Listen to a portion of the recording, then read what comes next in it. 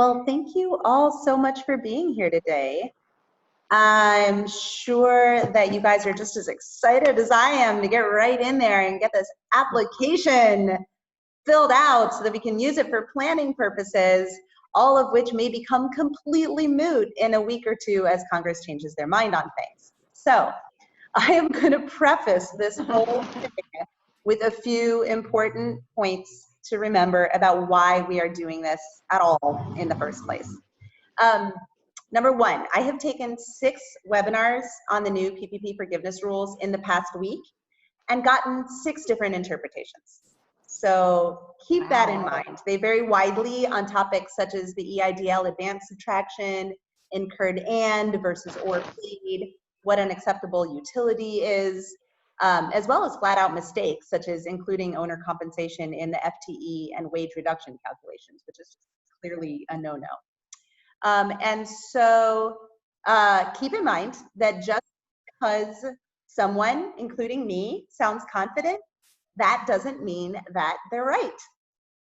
We're all making this up as we go along. So just do your best with the information you have. The best approach to take is to do whatever you can to make it easy for your banker to just glance at your substantiation and decide that it's sufficient to support your calculation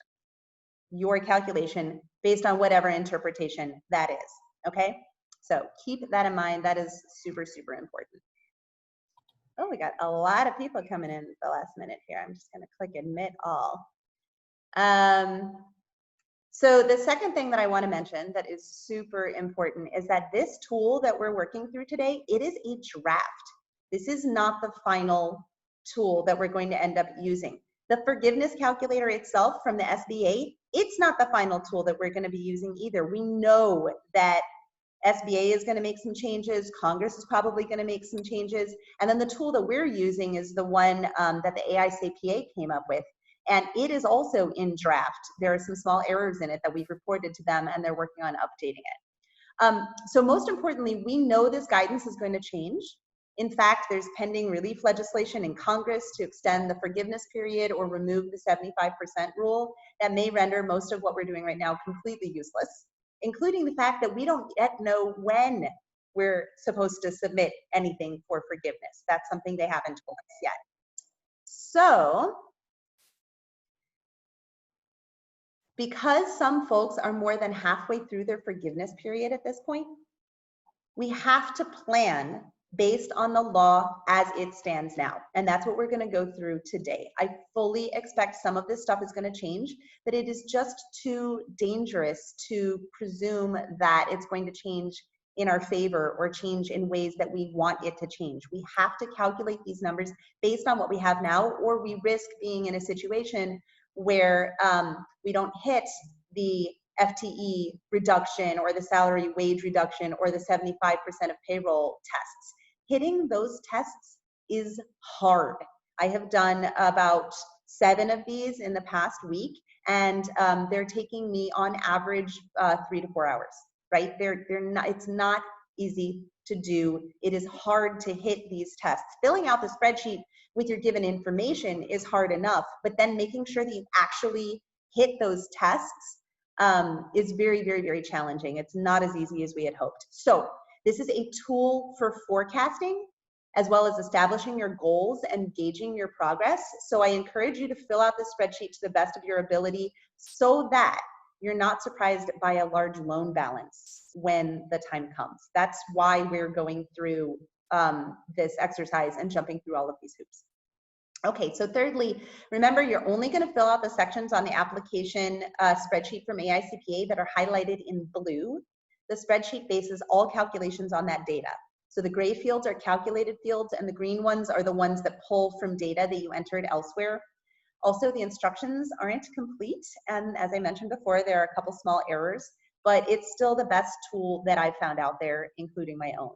So with that, I'm going to jump right into this. I've got 3 examples that that we've been doing so far. I've got one that's just for sole proprietors, one that's for a partnership with 2 general partners and all hourly employees, and then the one that we're going to cover today is a sole shareholder S-Corp with both hourly and salary employees. I'll circle back around and keep going through these examples on other sessions. So I'm going to share my screen. Keep in mind that once my screen is shared, I can't see chat. So if you need to get my attention, please unmute yourself and holler. All right, so can everybody see where it says AICPA on my screen? Give me a thumbs up. Okay, great. So this is our spreadsheet. It says instructions are numbers 1 through 5, and we are going to go through 1, 2, 3, 4 in order, but then between 4 and 5, there are a bunch of things that they've left out there. Okay, and then there are instructions within each one of these tabs. There are instructions within there as well. So the first thing that you want to do is enter your key data into this PPP forgiveness calculator tab. What they don't tell you is that the only key data that you have to enter are these, the dates for your 8-week covered period and the actual amount of your loan. So the first page is actually really, really easy. In this particular situation, the person's loan disbursement date was April 14th. So this was one of the early folks who got approved. Which we thought was a really, really awesome thing, but it turns out at this point, we're like, wow, the earlier on that it got approved, the sooner your 8 weeks is ending without finding out whether or not we're gonna get more relief from Congress. So you're kind of at a disadvantage from that perspective. The alternative payroll covered period date in this person's case is 4/24. Now what that means is if you have employees and you have a regular payroll schedule, you want to pick the first date after your PPP disbursement was received. The first date after that where you have a pay date. So this isn't the day that you process it, this is the date on the checks, the date that the direct deposit hits. That's how most payroll software is going to report it. You're gonna pick your payroll date, and AICPA recommended this to SBA and they took them up on it, which I really appreciate because it makes a lot easier to run the numbers when you're running the numbers starting with your first payroll date. So in this case, that person's was 4/24, so we are going to elect that, and we have to put that here in the selected start of 8-week covered period. That's the number that we want to put in there. Keep in mind, this is only for payroll. Your 8-week forgiveness period is still going to start on, in this person's case, 4/14 for rent and utilities or mortgage interest. Just for your payroll, it's going to start on the 24th. Then the next thing we're going to do in this spreadsheet, this is all populated by stuff I've already written elsewhere in the workbook. So the only thing that we're filling out here is the PPP loan amount. In this person's case, it was $37,000. This is the sheet we're going to come back to at the end to find out whether or not we hit our forgiveness goal, our ultimate forgiveness goal. So the second thing that we're going to do is we're going to go over to the non-payroll costs tracker, okay? And we're going to look at what we have already paid, and we're going to enter those amounts for our non-payroll costs. And then for any of the stuff that we haven't spent yet, but we expect to spend, we're going to calculate those amounts, and we're going to enter them in here. We're going to enter them in here with the expectation that we will eventually be spending this money during our 8-week forgiveness period. They clarified in the guidance that came out this past Friday night that it is paid or incurred. And what they mean by that, they were very clear about it. Anything that you pay during this 8-week period, whether it's incurred or not, anything you pay will count toward this 8 weeks of forgiveness. So if you had rent that you did not pay for March or April and you want to pay it now in this period, you can do that. Same thing for utilities, same thing for payroll. Anything you didn't pay before that you want to pay now, you can do that. And when they say or incurred, what they mean is that if you have, so let's say in the last few weeks of your forgiveness period, you incurred, say, utilities costs, you can, but the bill hasn't come yet.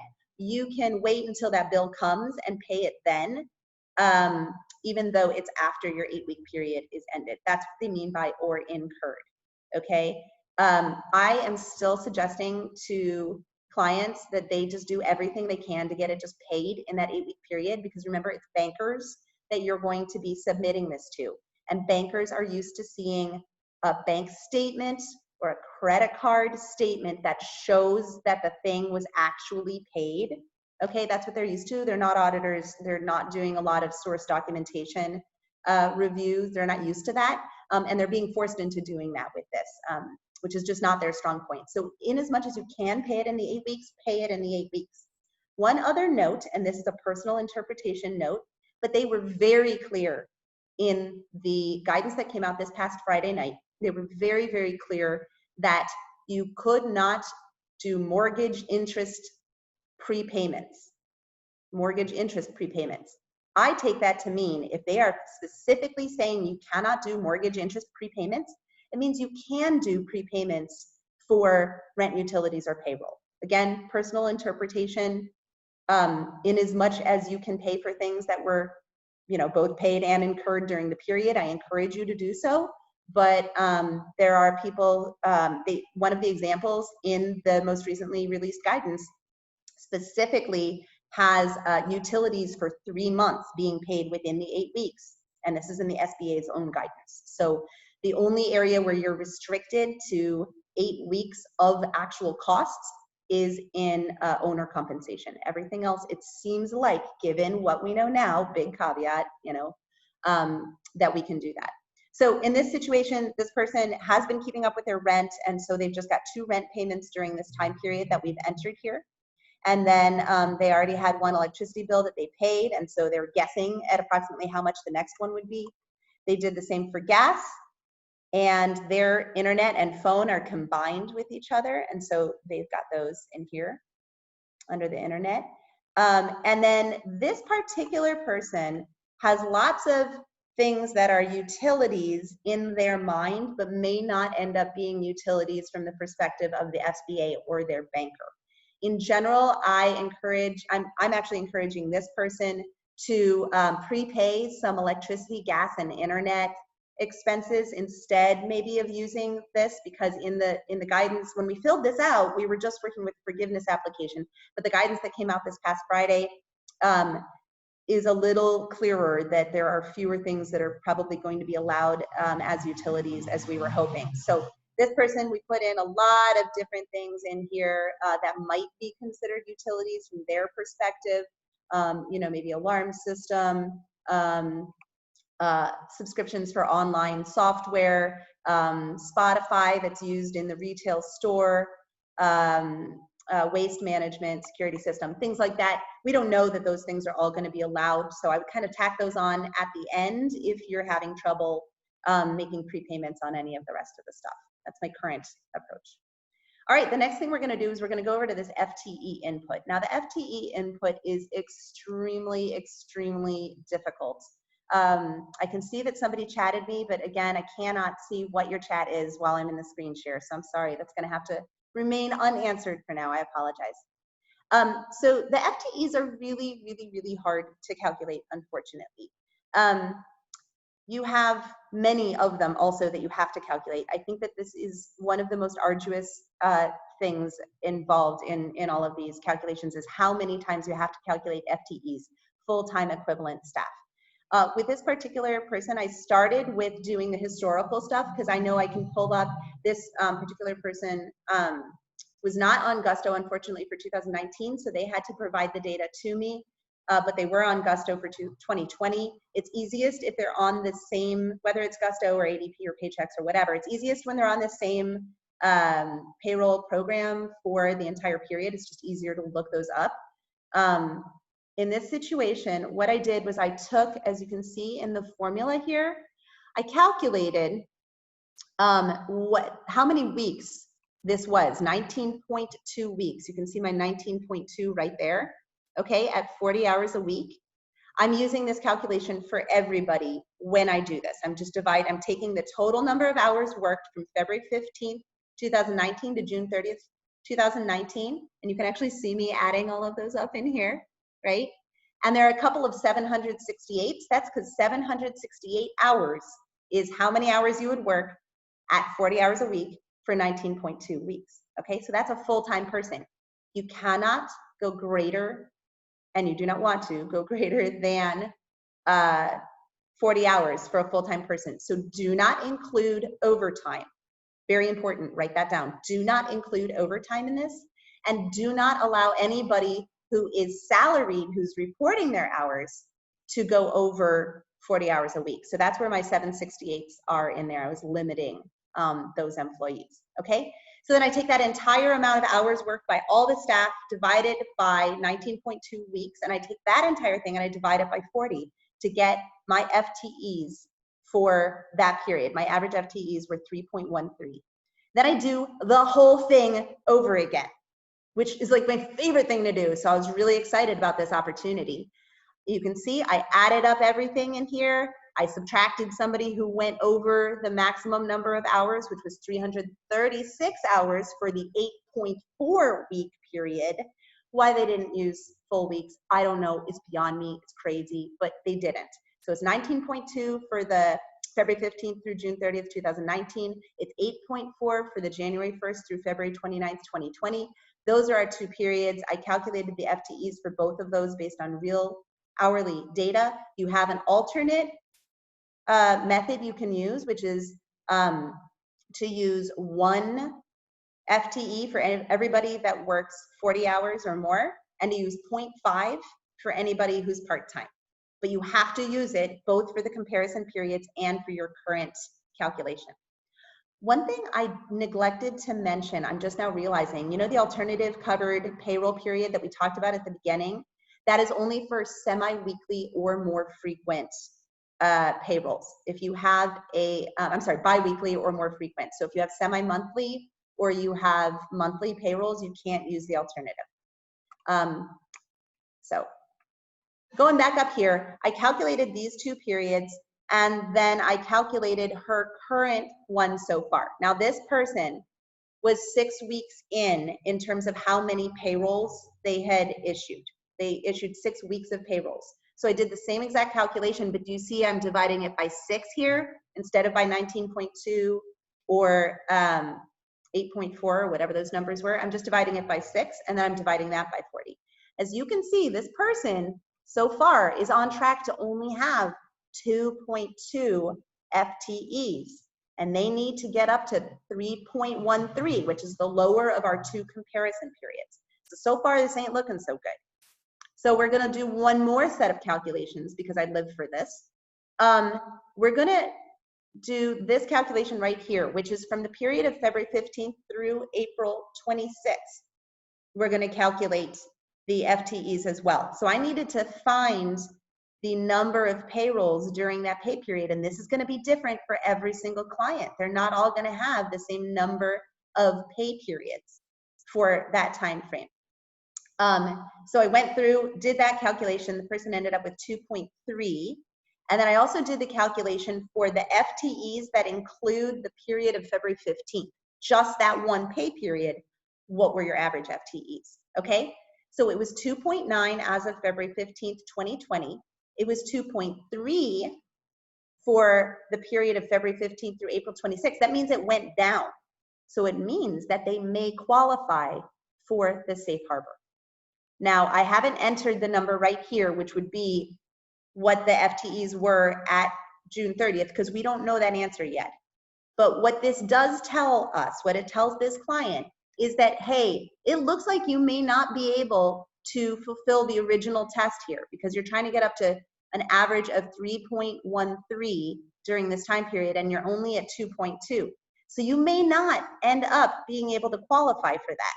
In which case, if this trend continues, you may qualify for the safe harbor, and it would mean that this number right here has to be 2.9. Okay, she has to go back up to the level she was at as of February 15th by June 30th in order to get the safe harbor. Now, that may work for people who just are like, you know what? I'm closed right now. I can't hire people back. I have no hope of hitting this FTE test. Okay? In that situation, no problem. No problem. Just figure out what your FTEs were on February 15th.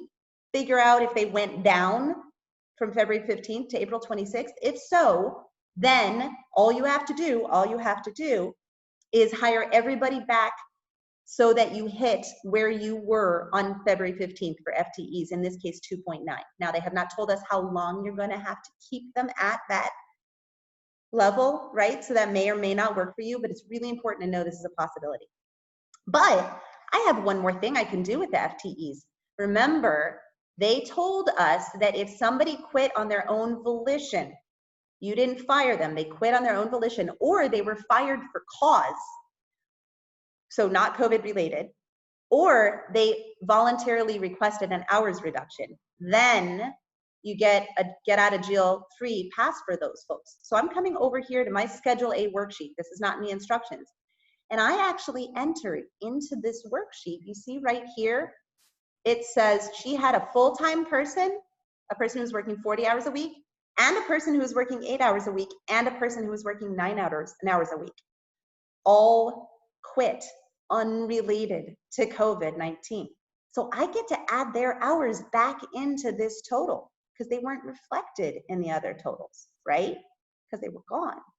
So I get to add those back in. You must have written documentation of this. Email those folks and say, just to be clear, you left under your own, that was voluntary, right? This is your own volition that had nothing to do with me reducing your hours for COVID-19. This was, make sure you have that. Email them and have them write you back and say, yes, I confirm it, and print that thing out and print it to PDF and put it in your application. You are going to need to substantiate that. So for some reason, I don't know why the AICPA didn't give us tenths in this, whereas they gave us hundredths in the FTE input, but the math is correct. I know it says 2 + 1 = 4. What it really is it's 2.2 plus 1 point whatever equals 4 point whatever. And so this actually gets her above the 3.13 requirement over here. So she actually does pass this test once she adds those folks back in. So she's not going to have to use the safe harbor. All right, so that's huge. That's test number 1. We passed it. We're good. And where that's going to show up on this forgiveness calculator over here is right here on line 34, well, line 7 of the application, but line 34 of the workbook, is this needs to be 100% or higher in order for you not to have any reduction. It should get capped at 100%. That was the mistake that I found in the spreadsheet, the first mistake that I passed along to AICPA, and they are going to be updating that and fixing it so that this gets capped at 100%. So this is great. She has no FTE cap, so we get to move on to the next test in the payroll accumulator. This is going to be the test for salary or wage reduction. You're supposed to keep folks at 75% of the prior quarter's wage or salary. So here's something I figured out that is super important, and I figured this out after the guidance, the most recent guidance came through this past Friday, not when the application came out.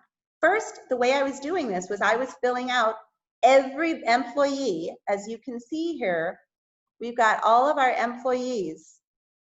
I just put their initials in here and the last 4 digits of their social security number and whether they're hourly or salaried, right?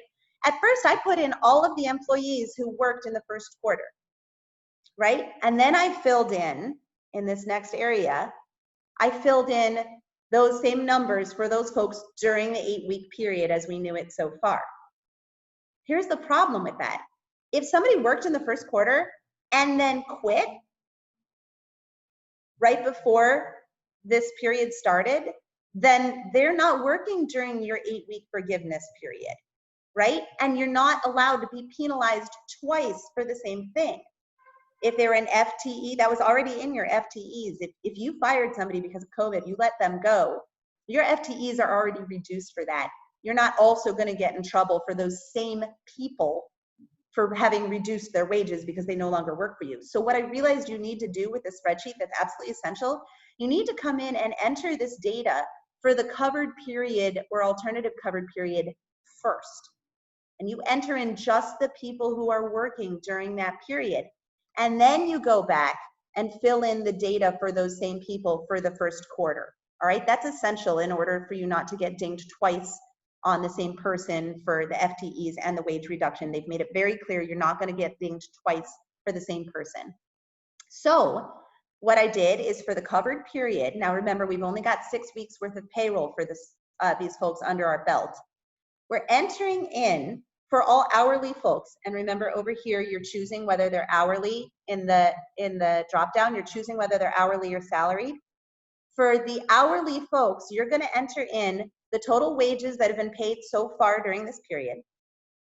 And then you're also gonna, in this forgiveness period, okay, that's the section we're in. And then you're also gonna enter in how many hours they have worked divided by how many hours or how many weeks of work that is so far. So in this case, it was 6 weeks. So it says right above it, if hourly, average number hours worked per week. So you're only supposed to put in the average per week. It's not like the gross wages paid. The gross wages paid is the entire amount because the spreadsheet is gonna do the math for you. But for the hours that you enter, you have to adjust that to make it so it's just the average per week, okay? So we had 6 weeks worth of work here that they were paid for, so I took those hours, divided them by 6. Now the next person is salaried. So we've put in that salary, and it's automatically going to divide this by 8 and then multiply it by 52 to get an annualized salary, as you can see over here. So what I have to do in planning for this is I actually have to add in what I think the total amount is going to be for the 8 weeks, because the math in this spreadsheet is going to automatically divide it by 8 and multiply it by 52. So unlike the hourly ones where I'm just going to put in the gross wages paid for the 6 weeks, and then I'm going to put in the average hours per week and have it do the math there. For salaried folks, you have to enter in the amount you expect they will earn for the whole 8 weeks. So that's where you see my additional $1,269.23. That's what I expect this person's going to earn in the final payroll. All right. Then I've got some other hourlies here. I handled it the same exact way as before. This is what they've been paid so far. This is their average hourly, average hours for a given week in the 6 week period so far. That's why it's divided by 6. Did the same thing for the next 2 lines. Ignore this little $7,000 at the bottom for now. Pretend it's not there, okay? We're not worried about that yet. That's for later. So just put in those amounts for people who are working during the 8 week period and adjust the hourly amounts, the average hourly, average weekly hours for the number of weeks that they've worked so far. Okay, then come back in and enter that data for each of those people, just those people, for the prior quarter. All right, so those are wages paid for the entire quarter. This is the hourly amount for that quarter. There were 13 weeks in that quarter, so I divided it by 13. And here's the beauty of this spreadsheet. It's gonna take all of this, and we're gonna run all the way over here, and it's gonna look at your potential forgiveness reduction. Okay, that was our 10 minutes, we're on schedule, we're good. This is your potential forgiveness reduction. And it's saying, hey, look, you look like you're on track not to have anybody reduced, which is great. Now, if you didn't, you'd have a number in here. So let's say, I'm trying to think of an easy way to do this. Let's say, for example, that this person, instead of having another 126923 that they're gonna get paid, let's say no, 3808 is the full amount they're going to get paid. They're going to compare that to what your annualized salary was for the prior quarter and say, nope, you're under by 12%. That means $695 of this person is not going to be forgiven. In which case, you would put the effort into filling out the forgiveness safe harbor information, which is the same kind of safe harbor as we had for the FTEs. If you bring that person's wage or salary back up by June 30th, again, we don't know how long you're going to have to, leave it there for. We don't have guidance on that yet. But if you bring it back up by June 30th, then you get a free pass. Okay? And so we take this all the way to the end, and it says, here's what your final salary or hourly wage reduction is after taking the safe harbor into account. And I don't want to mess up anything I've done, so I'm just going to add my thing back in there, and we can see that we have passed this test as well. Woohoo! That's 2 tests passed. We passed the FTE reduction test because we had some folks who quit that we were able to put on our Schedule A worksheet, and now we have also passed the wage or salary reduction test. All right, so there's still some more stuff that we have to do on this spreadsheet. we have to come down here. This second section here is for people who made more than $100,000 on an annualized basis based on 2019 information. And this company doesn't have anybody who makes that much. I only have like maybe a couple clients who do, so it's not gonna be an issue for most people who are running a small business. Then here's an important part. This is where you put owner compensation. Now this goes if you are a Schedule C sole proprietor with or without employees. It goes if you are a general partner with or without employees. This goes if you're an S-Corp shareholder or a C-Corp or a not-for-profit. I guess for not-for-profit, you wouldn't have an owner, so that doesn't count. If you're a cooperative and you're an owner member, all of those people would go here, okay? Which means if you have a partnership with 100 partners, this is gonna be a lot longer than it looks like right here, okay? This is important. You're gonna put in the actual wages paid. Now for a sole proprietor, you don't have to worry about it. You just want to put in whatever you made on line 31 of your Schedule C from 2019 times 8/52. That's the number you want to put in here. But for everybody else, partners, S-Corp, C-Corp, co-op, whatever, you want to put in the actual amount you got paid during the period here. And then over here, you want to do the 2019 amount that you made times 8/52, and it's going to restrict it to the lower of those two numbers. Lesson here, make sure you pay yourself at least 8/52 of what you made last year. Don't let anybody not pay yourself that much. You need these dollars, okay? So make sure that this column right here in column C is at least 8/52 of 2019's income, all right? So right now we're done with this. I know I've got that weird $7,000 that's sitting on there, but I'll explain that in a second. Next thing we're going to come over to Schedule A, which is almost entirely filled out. Remember, we already put, the only number we put in the Schedule A worksheet, everything pulls from somewhere else. The only thing we're putting in here is people who were fired for cause or left or had hours reduced on their own volition. For Schedule A, it's pulling in from everywhere else except for this section right here, which is the employer. A bunch of us on this call love a person who did a webinar earlier this week that was really, really clear about employer portion of employee health insurance and the employer portion of employee retirement plans. Schedule C and general partners, you do not get to add this in. We knew that about Schedule Cs, but the new information that came out with the forgiveness application is that unfortunately general partners don't get to add it back in either, even if they're participating in a group plan. It sucks, it's unfair. Everybody hates general partners. I don't know why, it just is, okay? And then the last of the three numbers that you're gonna enter here is gonna be state unemployment. So this is state and local employer taxes. I've estimated $100 for this person. We looked at the 8-week period so far, which she's done 6 weeks of, and the number was right on there, you know, in your payroll report. It will be in there, and then I just rounded up a little bit.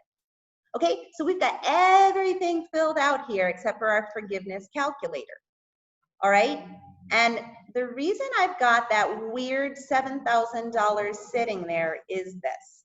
When I first filled this out and we were looking at everything, we're like, okay, we passed test number 1. We passed test number 2. We are now looking at the actual dollars paid during this time period to see if we are going to pass the 75% of forgiveness went to payroll test. Well, we can't have passed that yet because we've only got 6 weeks of payroll sitting in there except for that one salaried person. So the payroll costs pulling in from that sheet are only $2,750. The business rent and business utility payments are in there. We don't have any salary or hourly wage reductions. We met our 100% FTE reduction, right? But look, we still have $9,333 that isn't going to get forgiven. And the reason is this. You take this PPP loan amount, divide it by 75%, that's this number right here. This is the maximum amount of forgiveness you can get, is going to be the amount of payroll costs divided by 75%. That's the maximum you're going to be allowed. So I had to extrapolate. I just had to play around here and say, well, If we paid another 2,000, would that get us close? If we paid another 4,000, would that get us close? $7,000 is the minimum that I could come up with that is going to give us a $0 remaining loan balance after this is all over. So what are our takeaways here? By the way, I'm going to point out 2 fields that don't affect this person. You're going to eventually add the interest that was accrued during this time period from disbursement date to forgiveness date. Your interest is going to be forgiven for the amount of dollars that were forgiven from your loan. Okay, so that will eventually be entered in there. And if you got an EIDL, an Economic Injury Disaster Loan Advance grant, you may have to subtract it here. We don't yet know what the rules on that are. The CARES Act seems to be in conflict with what they've shown us on the forgiveness application, so that's still in question. So we're done, and now it's time for me to talk to the client and say, hey, client, here are my recommendations for you. So here's what I told her. Your total loan was $37,000. You have a total of $27,750 of payroll costs. That's 25% of the full loan. And $9,250 of non-payroll costs that you can spend to earn maximum forgiveness, presuming you meet the FTE and salary wage reduction tests, which she did based on the calculations we just ran. So my recommendations, make sure she earns that full 11,542. That's the 8 divided by 52 times what she made in 2019. And we calculated how much she had paid herself already. So she needs to pay herself. She had paid herself $8,654. So she needs to pay herself another $3,346. Secondly, she may need to pay out, she does need to pay out another $8,270 to staff to earn full forgiveness. That's the one salaried person who has to earn at least her usual pay period average of $1,270 in the final pay period, plus this $7,000 that I put in there to plug it to see what I needed to get full forgiveness, right? So she can pay bonuses, hazard pay, prepayments, do an off-cycle payroll in that last week before you get forgiveness, before your forgiveness period is over, to make sure you spend that. And then lastly, I mentioned that the additional part that you may want to prepay some utilities instead of using those utilities that we don't think are going to get covered. So that's it. We did it. And we don't know about the prepayments. We don't know if there is a cap. We really don't know. I can see that's a question I got on chat. I don't know the answer to that. We haven't gotten guidance. I hope that was helpful, everybody. Thank you so much for coming. And you've got this template in your email. So have fun with it. Make it your own.